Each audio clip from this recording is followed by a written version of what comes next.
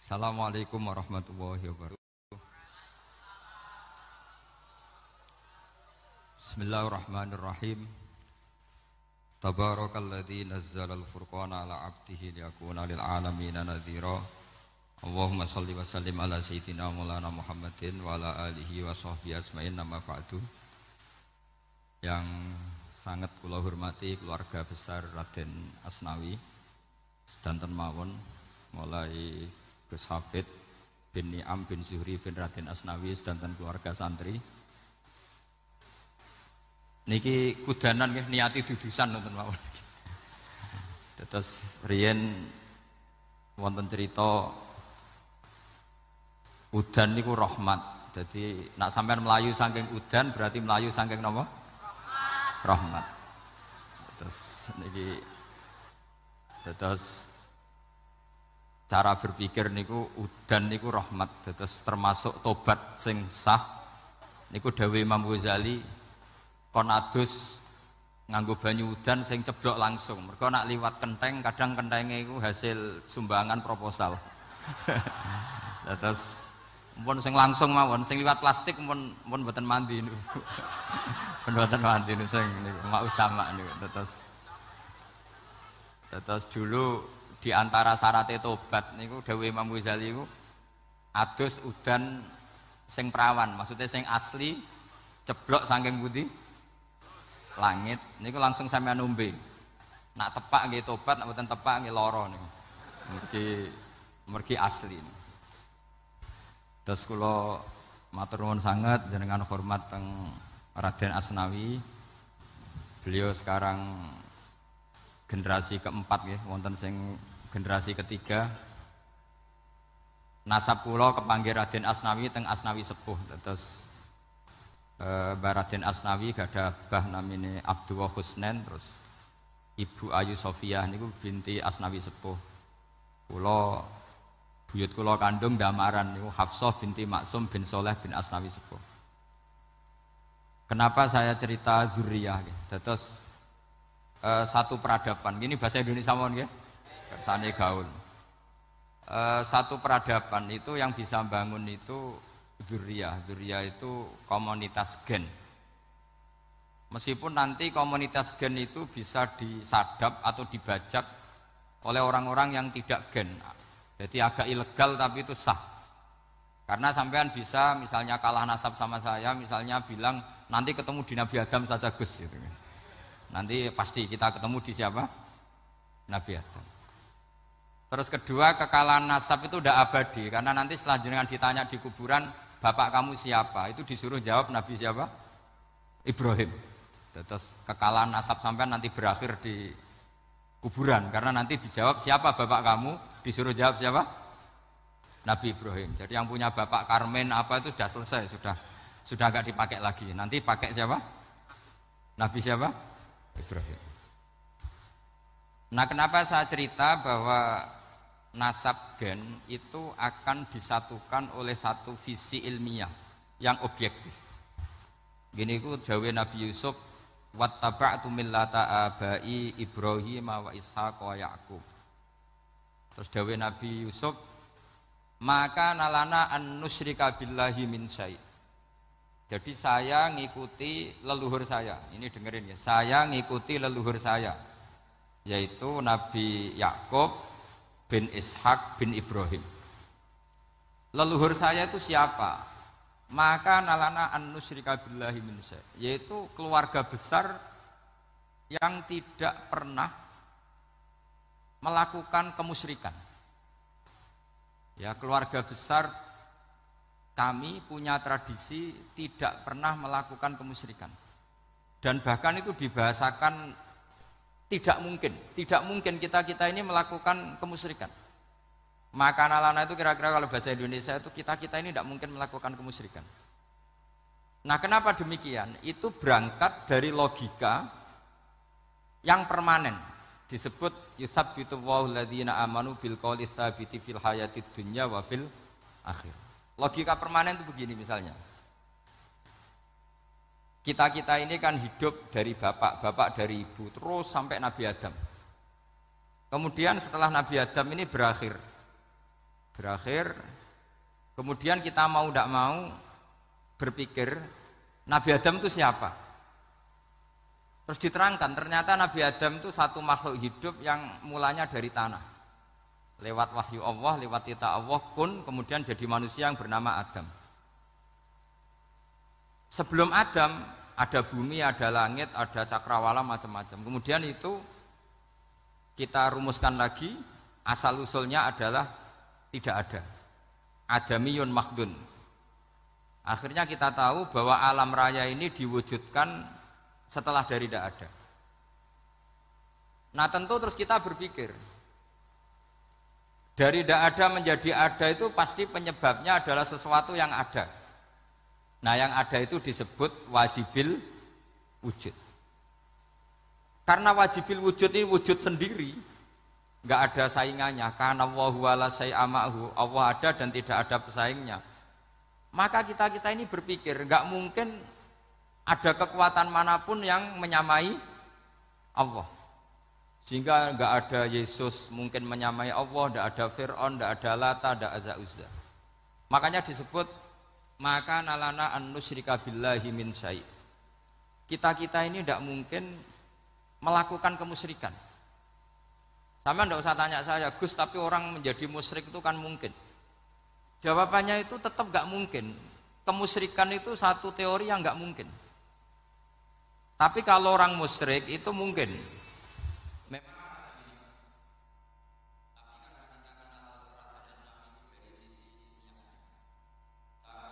Kitab beliau, mungkin saya termasuk pernah cucu yang membawa kitab beliau banyak ke Korea. Saya itu beli pesolatan tuh bukan 1-2 sampai 2 kerdus 3 kerdus. Itu mulai dulu, mulai saya ngiyai sampai sekarang tak bawa ke Sragen, ke Solo Tigo, termasuk tak bawa ke Korea. Jadi mungkin ya ini GR saya ngaji di sini itu barokahnya jualan pesolatan. Tapi bukan jualan yang cari laba enggak, karena tak gratiskan, tapi itu dagang akhirat lah kira-kira gitu. Jadi kalau saya masuk neraka ketok ora pantes wong bakul pesolatan kok masuk neraka gitu. Kayak itu enggak pantes itu. Karena saya termasuk orang ya yang cara berpikir itu optimis. Dulu di sini ada orang alim alama namanya Raden Asnawi. Terus kemudian sejarah agak berpolemik, ada yang mengatakan beliau itu muridnya Syekh Nawawi, ada yang mengatakan tidak.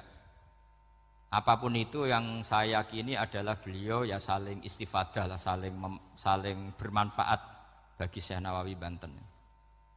Saya punya catatan sejarah banyak tentang Raden Asnawi karena guru-guru kita itu akan ketemu di Syekh Nawawi Banten.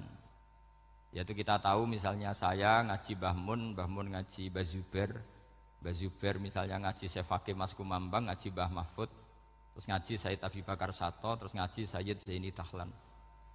Kalau keluarga sini mungkin misalnya Gus Hafid, Mbah Niam, Mbah Zuhri, terus Raden Asnawi. Raden Asnawi kita tahu nikah dari istri mudanya Syekh Nawawi, yaitu Nyai Hamdana. Saya sering diceritani Mbah Mun, terus Nyai Hamdana punya anak yang namanya Zuhriyah dari Syekh Nawawi. Kemudian setelah dinikahi Raden Asnawi punya anak namanya Zuhri, Minan, Niam, terus sampai ke Gus Hafid itu, Hafid bin Niam. Kenapa saya cerita ini? Karena kealiman itu adalah sesuatu yang dibanggakan Allah. Imam Amudi itu ulama ahli matematika. Jadi ada ulama itu ahli matematika. Dia nggak pernah ngajarkan pesolatan, zakat, sholat, tapi dia ngajar matematika. Kemudian dari matematika itu beliau menjadi ahli tauhid.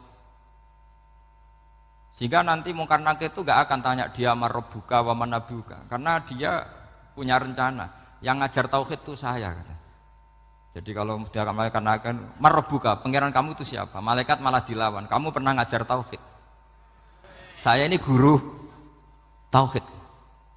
Singkat cerita, saking keramatnya Imam Amudi, kata Allah, ya Amudi, presentasikan ilmu tauhid yang lewat jalur matematika ke semua malaikat saya. Semua malaikat saya tahu cara berpikir matematis. Karena malaikat itu imannya itu iman mauhibah, karena dia malaikat, ya iman karena tahu neraka, tahu surga, terus dia iman. Kalau kita enggak, kita iman tuh pakai logika, jadi lebih keren. Loh betul. Malaikat itu ketika bangga, ya Allah apa ada orang yang imannya di atas kita? Jawabnya Allah ada. Siapa? Ya orang-orang kudus kata Allah. Kira-kira gitu. Kenapa? Ya betul. Karena kamu iman saya itu wajar, kamu tahu saya. Tapi mereka nggak tahu saya tapi iman. Kenapa bisa iman ya Allah? Karena mereka punya logika, punya akal. Akhirnya Imam Amudi disuruh sama Allah presentasikan logika tauhid kamu lewat jalur matematika. Malaikat disuruh dengerin semua, Isma'u ya malaikati, ini mimpinya wali. Terus Imam Amudi mulai mengajarkan nisbatul isnaini ilal wahid wa nisbatus salasa wal arba'ah ila ma la nihayatalah niku binisbatin wahidah, yaitu far'un minal asli wa huwa al wahid. Mbok angka sebanyak apapun 2, 3, 4 sampai 1 miliar itu nisbatnya ke angka 1 adalah nisbatul far'i ilal asli. Semuanya berasal dari 1. Maka hadhil awalim atau hadal alam ila ma la nihayatalahu tetap semuanya ini cabang dari 1, yaitu wujud dari 1, yaitu Allah Subhanahu wa taala. Sehingga semenjak itu ditiru sekian ulama. Akhirnya malaikatnya mantuk karena kepastian kalau Allah 1 yang diyakini malaikat itu sepasti logika yang dibangun orang-orang manusia ini padahal tidak ngerti Allah Subhanahu wa taala karena pakai akal. Sehingga di pondok itu orang harus ngerti mantek. Orang mantek itu ilmu yang jelimet tapi menyenangkan. Biasanya sing sinau ambek rokokan, sawangannya kayak filosof. Jadi paling gak agak paham dia alasan. Penting nikmati rokok, tak pikir nikmati pemikirannya, ternyata nikmati rokok. Kayak kemarin saya datang ke resepsinya Gus Agil, saya itu tertawa terus karena dengerin Habib Mutahar. Saya membaca bahayanya rokok. Setelah tahu bahayanya, saya berhenti membaca. Tak pikir itu kan setelah tahu bahayanya saya berhenti merokok. Ternyata enggak. Saya baca bahayanya apa? Merokok. Setelah saya baca, maka saya berhenti membaca gitu. Bukan berhenti merokok. Itu ilmu kelas tinggi seperti itu harus mantap. Pernah beliau ditegur dokter, "Beb, kalau rokok terus nanti mati." Tenang saja, saya masih bawa korek. Dikira itu kan orangnya yang mati, ternyata beliau enteng saja. Santai aja dok, saya masih bawa korek. Jadi saya bukan nyarankan santai rokok, tapi orang rokok itu memang punya logikanya sendiri. Kalau Banafek Hajen itu masih pernah bahas saya juga. Karena Banafek juga turunan Mbah Mutamakin. Hak, rokok itu haram tau ora? Nak cara kula darani haram sebuti Mbah. Lah iya, nak haram ya bener aku. Mulane tak obong, barang haram apike diobong. Jadi saya sama orang-orang sepuh itu tidak pernah menang. Jadi apa ya? Mereka itu orang yang sudah lama gimana ya? Mau dikatakan bulat itu ya, tapi memang nggak pernah kalah mereka. Ada satu kiai, masih misananya Mbak Nafek.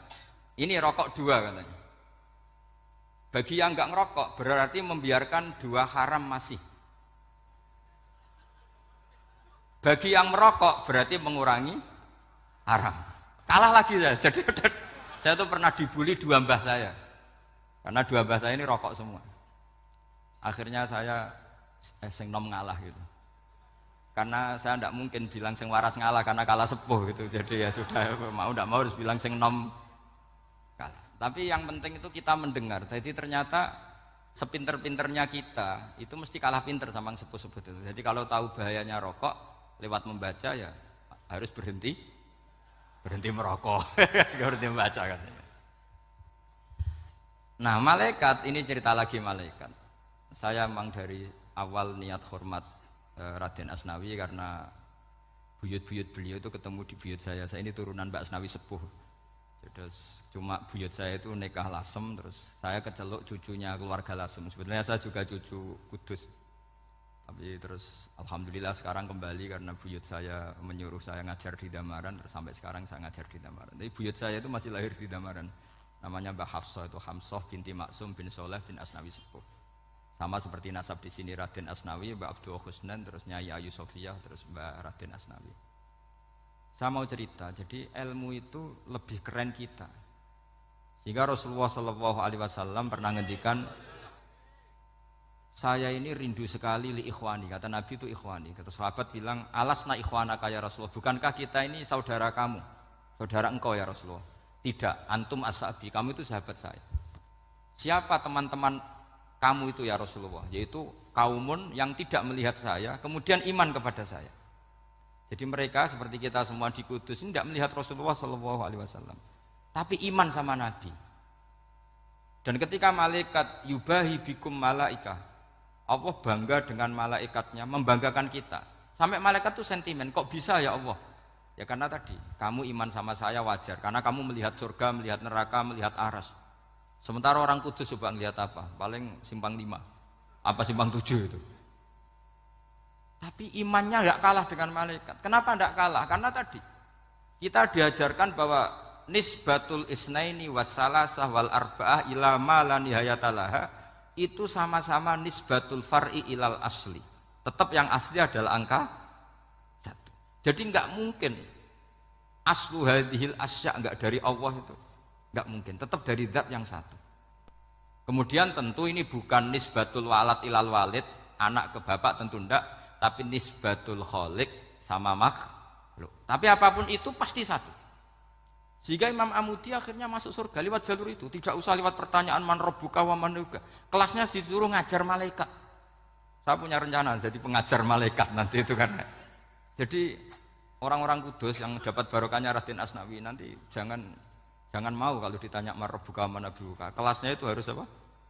Jadi gurunya malaikat. Karena bapak kita Nabi Adam itu keren. Nabi Adam itu adalah orang yang disuruh Allah dipresentasikan, dibanggakan Allah di depan para malaikat. Ketika ada malaikat yang agak hasut, tapi itu tidak malaikat papan atas, malaikat yang kebanyakan. Itu kan agak gak terima Nabi Adam jadi apa? Khalifah. Sampai malaikat ini usul ataj'alu fiha mayufsidu fiha wasfikut. Makanya kalau saya protes sama malaikat itu malaikat yang ini, bukan Jibril sama Israel. Kalau protes Israel bahaya. Bisa dihabisin. Saya pernah ditanya seorang kiai, Gus jenengan gojlok malaikat kok berani? Ya karena malaikat yang jenis ini pernah gojlok Nabi siapa? Adam. Enggak percaya kalau Nabi Adam itu layak mimpin sampai protes ataj'alu fiha may yufsidu fiha wasfikut dima. Tapi apa yang terjadi? Allah mengajarkan satu ilmu di Nabi Adam kemudian disuruh meresentasikan. Qala ya Adamu ambihum bi asmaihim. Adam, coba kamu presentasikan ilmu kamu. Setelah Nabi Adam fasih mempresentasikan ilmu, kata Allah, kamu bisa enggak sepinter Nabi Adam? Enggak bisa ya Allah. Makanya sudah saya bilang ini a'lamu malah. Saya lebih tahu siapa yang layak mimpin. Jadi layak mimpin itu pertama harus kuwatul ilm. Ilmunya itu harus kuat. Nanti saya akan cerita hubungannya Raden Asnawi dengan Syekh Nawawi. Apa itu hubungan teman, apa murid guru, itu memang masih jadi polemik sampai sekarang. Kalau saya ya keyakinan saling istifadah. Ini bahasa netral, tidak murid guru tapi saling apa? Istifadah.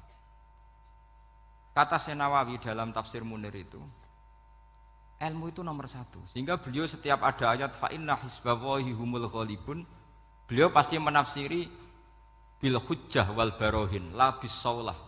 Saya masih ingat betul takbirnya, memang saya hafalkan. Tapi bukan untuk modal pidato mboten, modal sebagai wong alim. Kalau pidato gampang. Pidato itu semua orang bisa. Kalau jadi orang alim itu tidak gampang.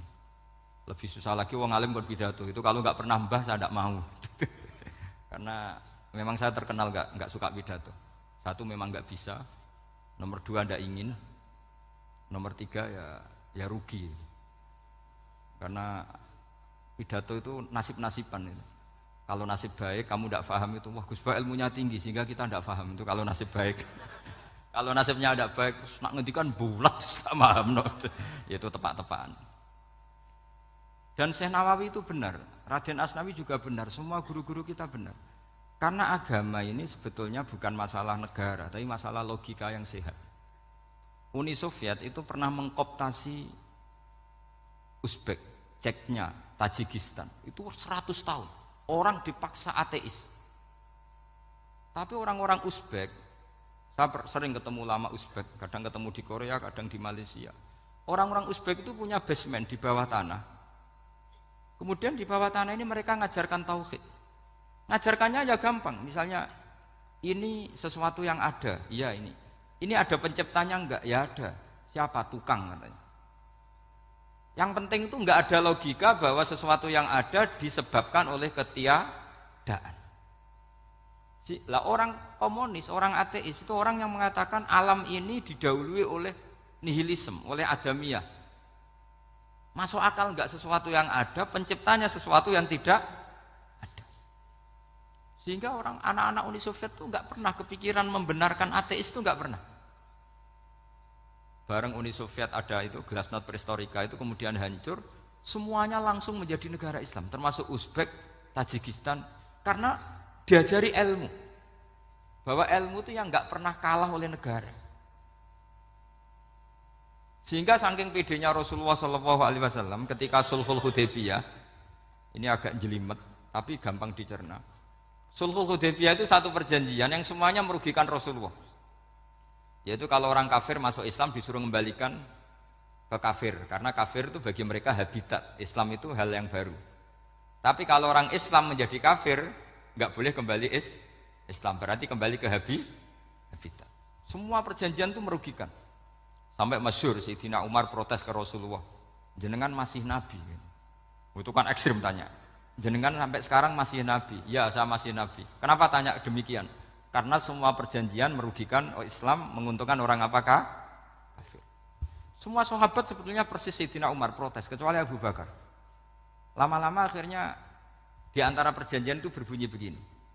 Tapi saya minta satu hal. Orang boleh mendiskusikan Islam tanpa tekanan. Itu saja permintaan Nabi.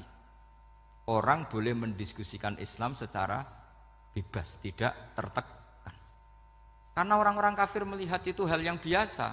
Ya enggak masalah Muhammad. Akhirnya orang diskusi. Islam itu apa sih? Islam itu orang yang menuhankan Allah. Allah itu siapa? Zat yang menciptakan langit dan bumi. Lama-lama orang kafir berpikir, wah keren. Tuhannya Muhammad bisa bikin langit dan bumi. Enggak kayak Tuhan kita, malah kita yang bikin. Jadi mulai debat itu terus ada yang cerita lagi. Saya pernah loh nyembah Lata, pas itu dikencingi luwak. Masa ailahun yabulu ali sa'laban, masa Tuhan kok dikencingi luwak? Terus yang agak-agak ahli kitab ya diskusi lagi.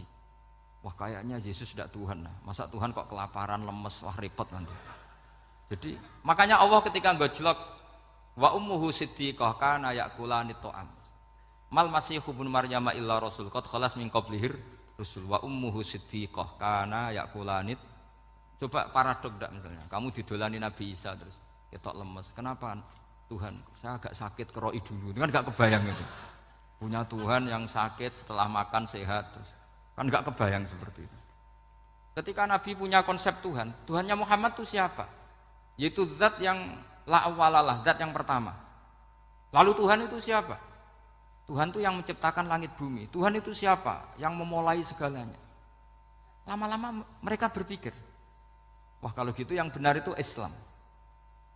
Maka kata Imam Zuhri, Syihabuddin Az-Zuhri, famaka nafathun fil islami a'zoma min sulhil Hudaybiyah. Innama kana an-nasu yatafadhaluna fil hadis wal munaza'ah. Semua teks riwayat itu ada kata wal munaza'ah. Orang bebas ngomong dan berdebat. Munaza'ah itu berdebat. Terus akhirnya falam yatakallam ahadun bil islami yaqilu syai'an illa dakhala fihi. Kemudian setelah berdebat dan mereka tahu Islam pasti akhirnya masuk Islam. Dan itu yang sekarang terjadi di dunia. Makanya saya pernah ditanya seorang profesor, Gus, kalau di Jogja ada sekolah perbandingan agama menurut Anda gimana? Asal itu tentang agama enggak apa-apa. Tapi kalau yang dibandingkan umat Islam itu jangan. Karena nanti kalau di Indonesia kira-kira yang copet itu ditanya agamanya juga Islam, yang koruptor juga Islam. Jadi kalau yang dikaji Islamnya enggak apa-apa, tapi orangnya jangan kata saya. Karena yang bulat ya banyak, yang enggak sholat ya banyak. Tapi kalau Islamnya saja, misalnya adu konsep tentang Tuhan. Masyhur kita mungkin banyak yang melihat itu debatnya Stanley Fischer sama Ahmad Didat itu. Tuhan kamu siapa ini itu sama Didat. Cerita Tuhan saya itu lam yalid walam yulad walam yakul lahu kufuwan. Itu spontan ada seorang mahasiswi bilang, sepertinya Tuhan Anda lebih menarik. Karena Tuhan Anda yang menciptakan langit bumi, yang Tuhan ini kok lahirnya sudah di bumi, masa lahir-lahir langsung jadi Tuhan. Jadi akhirnya falam yatakallam ahadun bil Islam yaqilu syai'an illa dakhala fihi. Sehingga agama ini apa? Agama itu adalah kalimat tauhid. Kalimat itu apa? Logika yang terbangun. Nah, ketika logika itu terbangun maka disebut yusabbitu Allahu alladzina amanu bil qaulis tsabit fil hayatid dunya wa fil akhirah. Allah itu akan menetapkan satu kaul, satu presentasi ilmiah atau satu kesimpulan ilmiah. Yang kesimpulan itu nyata benarnya. Dan ini akan nyata terus baik di kehidupan dunia maupun kehidupan apa? Akhirat. Seperti Allah sebagai Tuhan. Itu akan nyata terus. Di dunia Allah ya Tuhan, nanti di akhirat juga Tuhan. Tapi Tuhan selain Allah, maka menjadi Tuhan ini nunggu ada yang menuhankan. Misalnya Fir'aun, itu jadi Tuhan karena ada yang menuhankan. Sekali dia mati, dia sudah aset wisata, bukan Tuhan lagi. Makanya gejolokannya orang ulama Arab, kalau ketemu ulama Mesir, kalau gejolokan itu lucu. Orang Arab, ada Abu Jahal, Abu Lahab, penggaweane ngusir Nabi. Gitu. Itu gejolokannya ulama Mesir. Kata ulama Arab, kamu gayanya benci Fir'aun, tapi rizki kamu dari wisata melihat Fir'aun.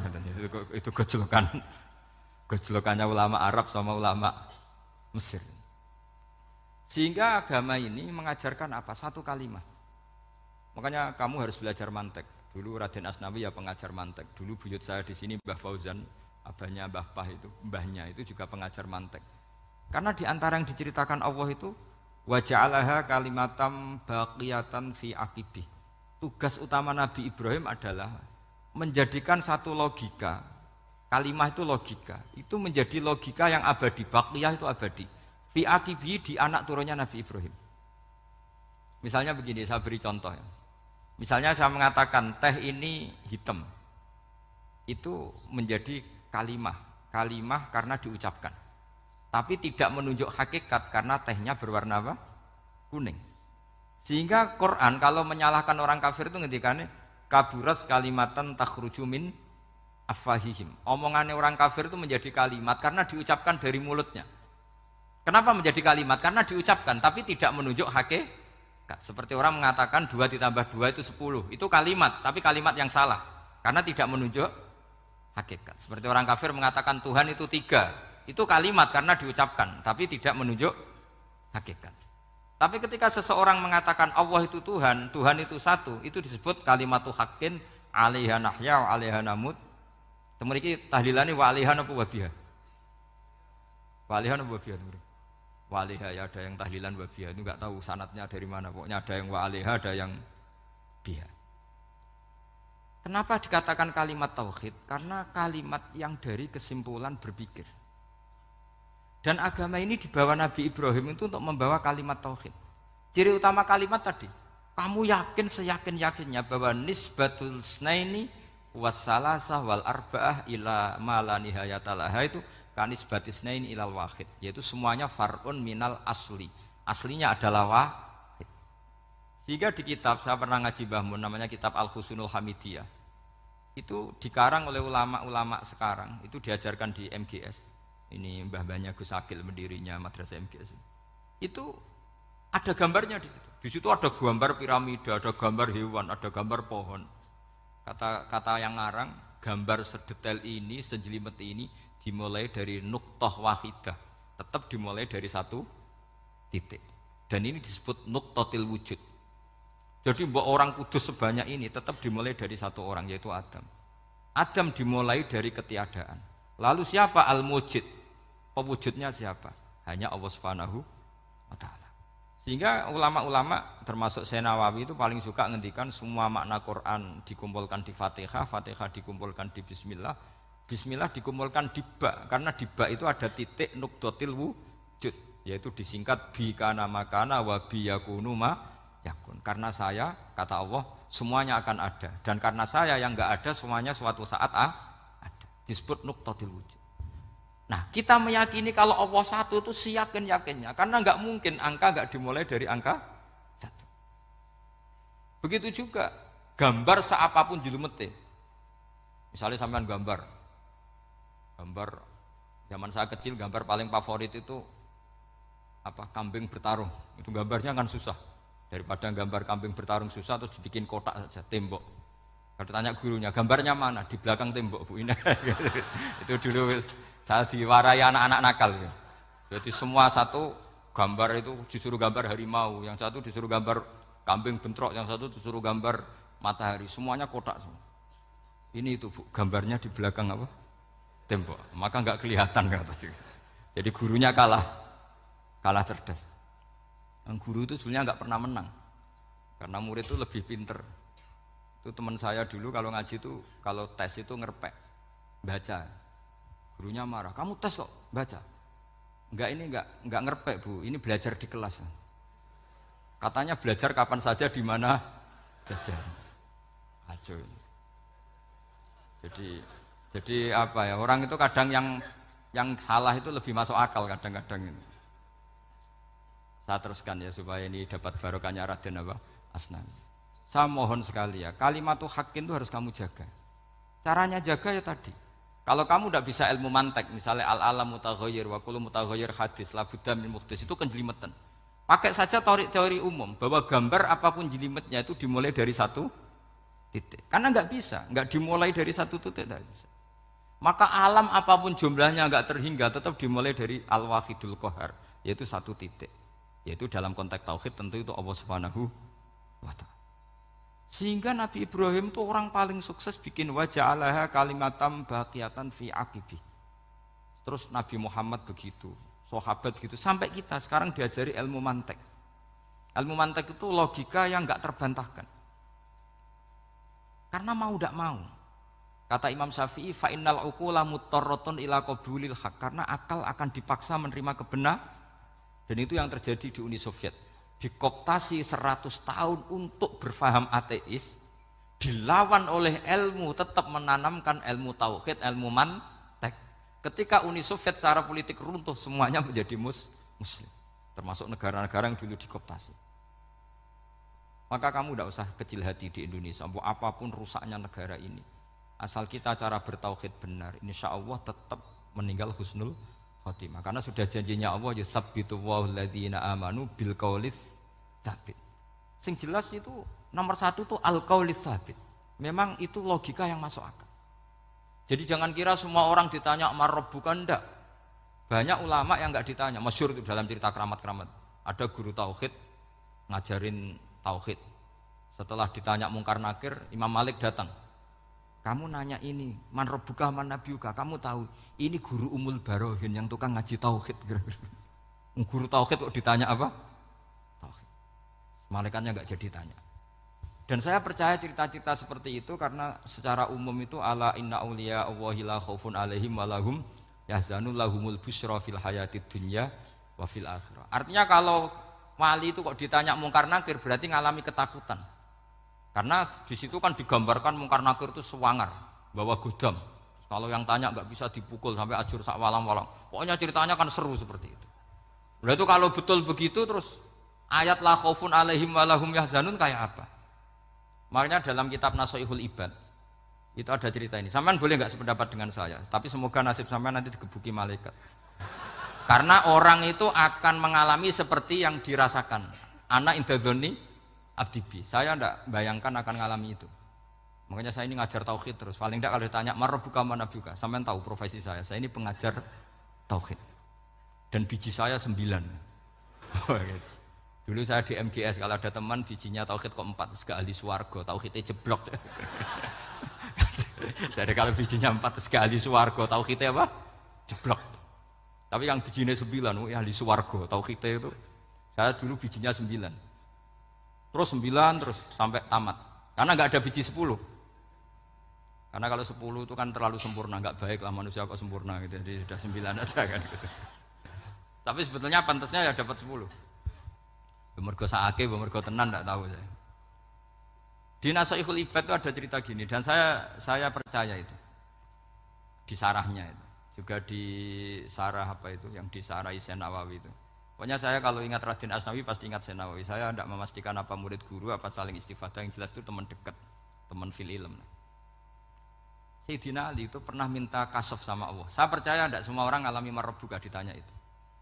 Ya Allah, saya minta kasaf itu ngerti alam gaib. ingin tahu Umar. Jadi diam-diam Sayyidina Ali itu ya mangkal sama Sayyidina. Wong kok kerase ngono.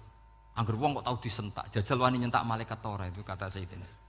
Jadi dia minta kasaf karena kenangannya dia melihat Umar itu semua orang pernah disentak sama Sayyidina Umar itu. Maka Sayyidina Ali minta kasaf, ya Allah saya ingin melihat Umar menghadapi mungkar nakir. Masih garangkah apa enggak? Itu dah itu tidak. Minta kasaf. Pas kasaf beliau bangun dari kubur duduk. Dilihat sama Sayyidina Ali ini ngalami kasaf. Sama ndak usah tanya. Wong ndak wali kok tanya. Ya sudah pokoknya percaya aja. Akhirnya malaikat mungkar nakir datang. Itu di situ digambarkan matanya itu kalkidril mughalla kayak apa itu panci yang dibakar. Wah, wow, seru. Sumpah Sayyidina Ali. Baru ini kamu akan takut gitu. Tapi ternyata enggak. Umar bangkit disewentak orang tua itu. Kamu tahu menghadapi siapa? Yang sopan. Oh, ada sontak. Kok kaget malaikatnya itu karena enggak pernah ngalami disentak. Mungkin itu pertama. Kok kaget. Memangnya kamu siapa? Saya ini teman kekasih Tuhanmu. Saya yang diandalkan temannya sebetulnya bukan dia. Ana sohibu habibillah. Saya ini temannya kekasihnya Allah. Jadi dia ngandalkan temannya sebetulnya bukan ngandalkan dirinya. Oh kamu temannya Nabi Muhammad? Iya saya Umar temannya Nabi Muhammad. Kamu harus hormat sama temannya kekasih Allah. Wah terus semulai itu. Akhirnya matur Allah. Ya Allah. Apakah prosedur seperti ini bisa dinego?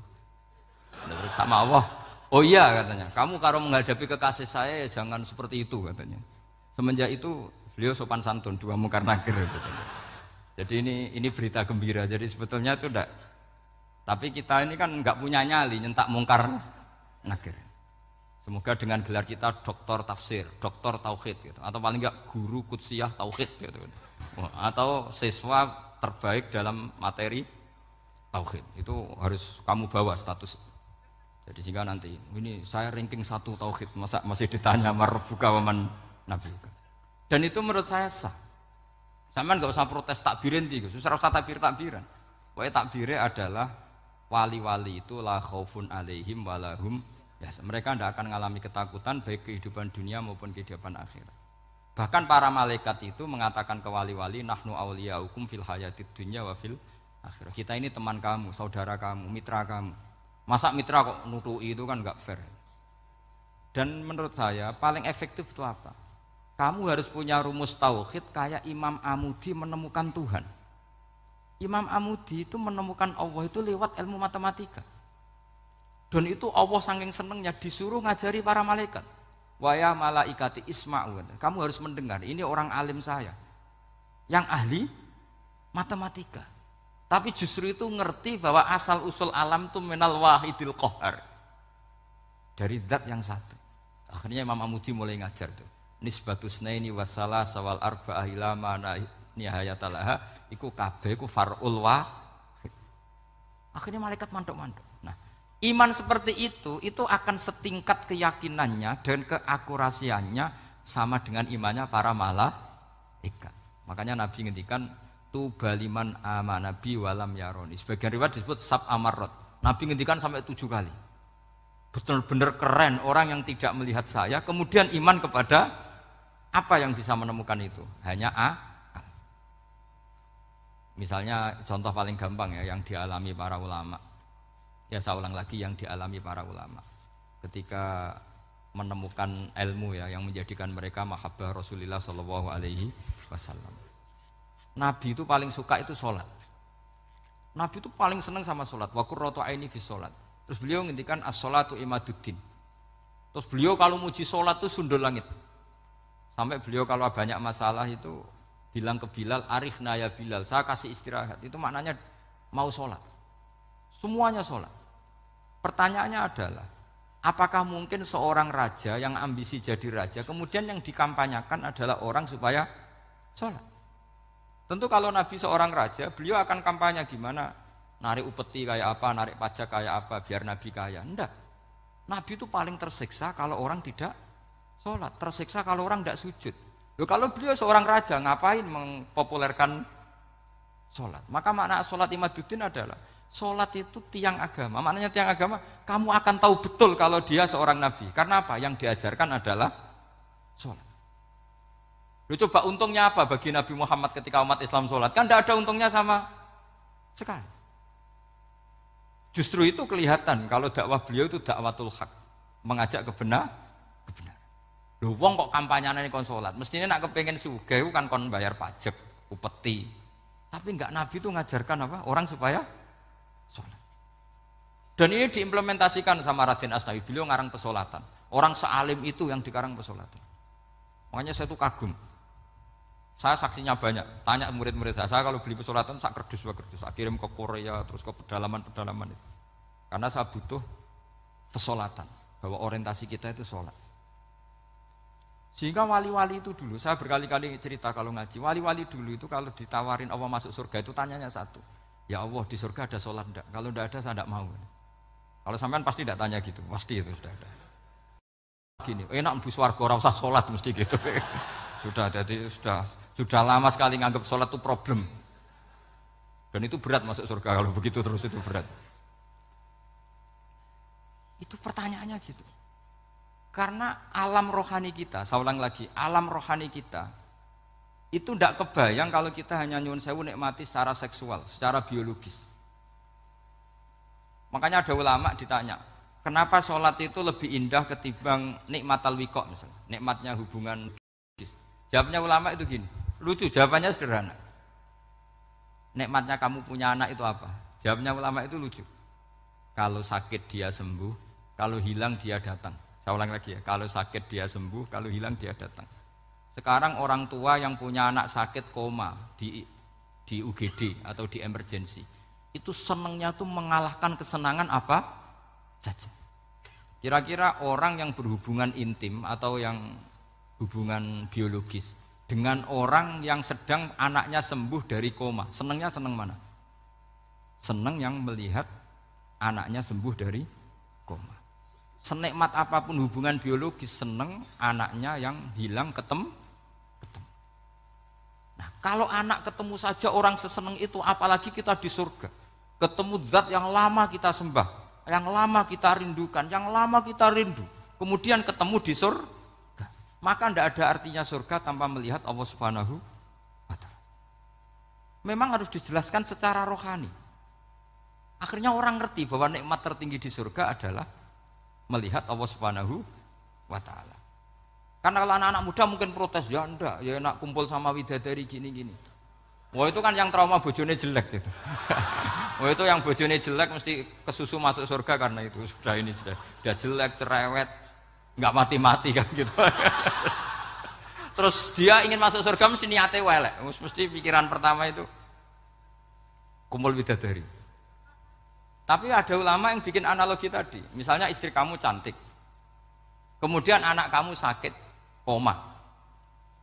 Hubungan dengan istri sama dengar berita anak kamu sembuh, seneng mana? Seneng anak sembuh. Sama anak yang hilang, seneng mana? Anak yang hilang ketemu. Maka terus ulama bisa menjelaskan itu. Kalau orang ketemu anaknya seseneng itu, apalagi ini ketemu Tuhannya yang bertahun-tahun disembah, kemudian tidak pernah melihat. Di surga itu nanti kita melihat Allah Subhanahu. Makanya Allah begitu bangganya mempromosikan surga. Surga itu apa? Surga itu wujuhu yauma idzin nadhirah ila rabbiha nadhirah, yaitu wajah-wajah berseri-seri dan melihat Allah. Itu tanpa dijelaskan seperti ini Anda akan janggal, enaknya di mana? Tapi setelah dijelaskan detail gini oleh ulama, maka kita akan tahu an-ni'matul uzma sing enggak ada perbandingannya adalah nikmat masuk apa? Surga karena melihat Allah Subhanahu wa ta'ala. Ya jadi saya berkali-kali pokoknya minta sekali, hadil umat harus umat yang rasional, terutama dalam mengemban tauhid. Karena tauhid ini yang disebut kalimah. Sampai Allah mengistilahkan kepada Nabi Ibrahim itu wa ja'alaha kalimatam baqiyatan fi aqibih. Kalimat tauhid adalah kalimat yang akan abadi di anak cucunya Nabi Ibrahim. Baik anak cucu yang karena gen, mau anak cucu yang karena sebab, yaitu santri dengan kiai. Dan itu caranya gimana? Umat Islam jangan berhenti belajar mantek. Makanya di MGS, di Qudsiyah, di TBS, semua pondok pasti ngajarkan mantek, di Bendan, ilmu logika. Yaitu tadi, kalau kamu tidak bisa menemukan tauhid dengan cara tadi, dengan cara al-alam mutaghayyir wa kullu mutaghayyir hadis la buddan min bukhtis, Paling tidak pakai ilmu yang dilakukan Rasulullah SAW. Yaitu masyhur itu. Saya sering cerita di mana-mana. Ada orang namanya Jubair bin Mut'im, Muhammad bin Jubair bin Mut'im. Itu dulu dia kafir.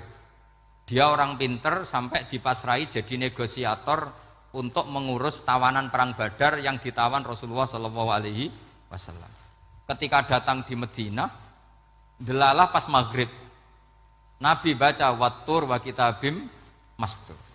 Di antara ayat yang dibaca Nabi itu am khuliqu min ghairi syai'in.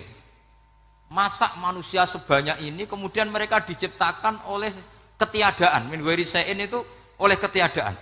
Masa alam raya yang wujud ini, alam raya yang punya eksistensi ini kemudian penciptanya adalah ketiadaan. Padahal wal adamu la yakhluqu wa la yu'assiru wa la kadza wa kadza. Tentu sesuatu yang tidak ada itu tidak bisa dikatakan sebagai pencipta. Wong nggak ada, jadi faktor saja nggak mungkin apalagi jadi pencipta. Itu Nabi habis sholat langsung beliau sungkeman, ya Muhammad, saat ini juga saya iman.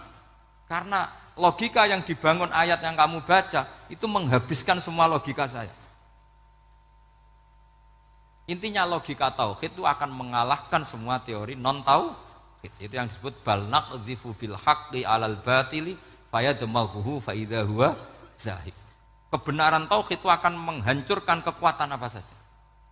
Fayadmaghuhu itu di tafsir Tobari disebut dorbatan tasujud dimah. Satu pukulan sing sampai menjadikan otak itu hancur. Lainnya disebut damagho, dimah itu maknanya otak. Maka kamu tidak usah khawatir kalau Islam didiskusikan di Uni Soviet, didiskusikan di Kanada, didiskusikan di Korea. Pasti kalimat tauhid akan mengalahkan kalimatul batil. Pasti ja'al haqqu wa zahaqal batil. Innal batila kana zahuq. Tapi syaratnya kita harus kuat. Makanya saya ini senang sekali yang namanya ngaji itu saya senang. Karena saya tadi bercita-cita ingin jadi dosen setelah mati. Karena di dunia sudah tidak jadi apa? Dosen. Saya ingin seperti Imam Amudi. Pertama ketemu Allah, beliau disuruh ngajar malaikat tentang ilmu apa?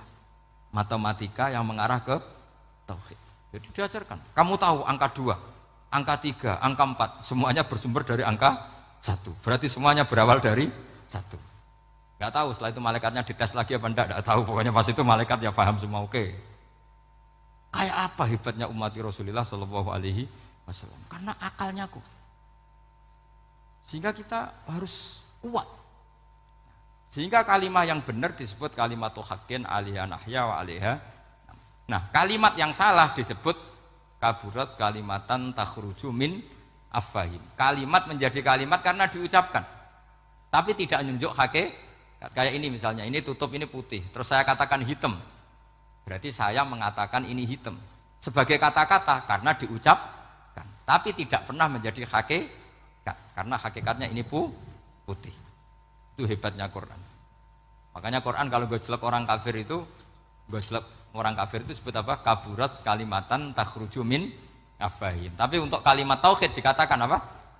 Yusabbitu Allahu alladziina aamanu bil qauli tsabit fil hayatid dunya wa fil akhirah. Sebagian disebutkan wa ja'alaha kalimatam baqiyah. Kenapa kalimat tauhid itu kalimat yang abadi? Karena Allah sebagai Tuhan di dunia juga sebagai Tuhan di akhirat dan selalu Tuhan pada masa yang tidak terbatas. Itu disebut wa ja'alaha kalimatam baqiyah. Kemudian umatnya Nabi mengganti kalimat yang gampang. Allah punya sifat baqo, punya sifat akhir. Maksudnya akhir itu la akhiralah. Terus semuanya. Yang paham ya alhamdulillah, yang enggak paham dikon ngapal wujud kidam baqo mukhalafatul khawadisi qiyamuhu bi nafsi wahdaniyat qudrat irodah. Wes paham. Lah kok sing rada alim terus roh bedane iki sifat ma'ani iki maknawiyah. Cara Mu'tazilah ngene, cara ahli sunnah ngene. Wah itu sudah kejlimetan bocah. Sementing pokoknya wujud hitam. Nah, kenapa pertama yang disebut wujud? Karena yang membedakan kita dengan paham ateisme itu ya sifat wujud. Yaitu mereka mengatakan alam raya ini dimulai dari ketiadaan. Wah itu akal mana saja itu nggak bisa nerima masa ketiadaan menciptakan sesuatu yang ada. Maka kata Ibnu Hajar al-Asqalani ketika mentafsirkan mensarai hadis, salasun mangkunna fihi wajata halawatal iman. 3 hal ini kalau kamu faham maka menemukan manisnya iman. Manis. Manis itu enak. Terus kata Ibnu Hajar Al-Asqalani masih ingat betul dalam sarahnya Fathul Bari, wa yusamma inda ahlil aql misalnya al-iltizat al-aqli. Agama ini mengajarkan kenyamanan cara berpikir. Coba kalau sampean seorang doktor atau seorang profesor atau seorang pinter, kemudian kamu dipaksa mengimani bahwa alam ini diciptakan oleh ketiadaan, itu bisa tidur gak? Oh, tidak bisa tidur. Sampean misalnya orang pinter, dididik di kampus atau dididik di pondok, alam ini yang wujud, yang menciptakan itu sesuatu yang tidak wujud. Kamu bisa tidur tidak kira-kira? Ini guru apa? Ini sarap ini. Mosok hadil maujudat khalaqahal adam. Sesuatu yang wujud diciptakan ketiadaan. Tapi agama ini membawa sesuatu yang menyenangkan untuk akal. Yaitu hadhil maujudat khalaqaha wajibul wujud. Maujudat yang wujud ini diciptakan super maujud, yaitu oleh bahasa pondok disebut wajibul wujud. Kan terus seneng, wajar dong kalau sesuatu yang ada diciptakan oleh yang ada. Nah tentu ada pencipta, terus ada super, disebut wajibul wujud. Kan terus enak. Nah, itu kata Ibnu Hajar Al-Asqalani disebut wajadah halawatal iman. Sehingga kita tidak usah khawatir. Makanya saya itu termasuk orang yang nggak khawatir. Apapun rusaknya dunia ini, kacaunya dunia ini akan kalah dengan kalimatut tauhid. Karena kalimat ini ketemu apa saja pasti menghancurkan. Yaitu disebut bal naqdhifu bil haqqi 'alal batil fayadmaghuhu fa idza huwa zahid. Kalimat hak ini akan menabrak apa saja. Dan yang ditabrak pasti hancur. Makanya sampai tidak usah khawatir misalnya ada negara ateis di Cina, di Korea. Kita yakin asal yang diteliti itu agama Islam pasti menang. Nah yang susah kalau yang diteliti orang Islam, itu susah. Karena yang copet kadang-kadang ya umat. Apalagi di negara yang mayoritas muslim, nanti copetnya, premannya, koruptornya semuanya beragama Islam. Makanya kita hanya punya pilihan dua itu, umat Islam dan Islam yang kumat itu dok. Kalau tidak umat Islam ya Islam yang kumat. Tapi kalau kalimat tauhid itu kalimat yang aman, tak jamin. Tak jamin 100%. Sehingga saya itu kalau ditanya profesor Pak Bahak, kalau suatu saat Indonesia jadi negara yang sangat terbuka, kemudian ada sekolah perbandingan agama, menurut Anda prospek Islam gimana? Saya jawab asal yang dikaji Islamnya bukan orangnya, pasti Islam tetap prospek. Asal yang dikaji apa? Islamnya bukan orangnya. Kalau orangnya ya Masya Allah. Ya itu tadi kalau tidak umat Islam ya Islam yang umat. Ya ngoten mawon supaya niki mungkin untuk barokah napa Raden Asnawi untuk barokah ngaji kalimat tauhid. Terus sampean kudana niki kula mboten sakake tak anggap untuk rahmat ngoten mawon nggih. Terus karena tadi di antara syaratnya tobat kata Imam Ghazali itu pernah kena air hujan langsung turun dari langit. Ya itu jelas itu di Ikhya itu karena ahalul halal adalah alma an-nazil minas sama. Halalnya barang paling halal adalah air yang pertama turun dari. Tapi kalau yang sudah lewat peci ini sampean tuh masalah itu. Kadang pecinya kan kayak temannya gasap, macam-macam gitu. Atau beli lewat nyentak orang tua, ya masalah lah. Ini. Tapi ya lebih baik yang pakai peci timbang yang enggak, lebih sopan gitu kan. Tapi yang enggak pakai peci ya enggak apa-apa karena langsung kena apa? Kena apa? Hujan. Jadi pokoknya yang ingat-ingat ya, yusab gitu walladzina amanu bil qaulis. Assalamualaikum warahmatullahi wabarakatuh.